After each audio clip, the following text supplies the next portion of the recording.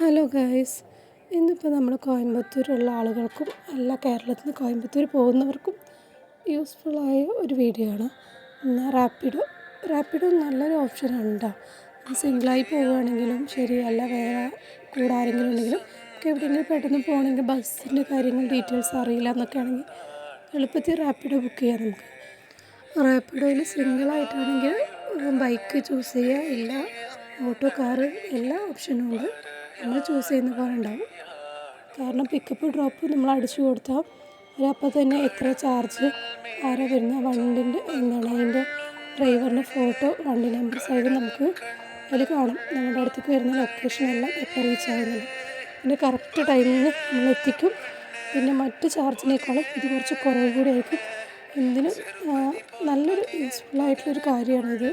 നല്ല സൗകര്യമാണ്. നമ്മുടെ കേരളത്തിൽ അങ്ങനെ ഒരു ഓപ്ഷൻ ഇല്ല.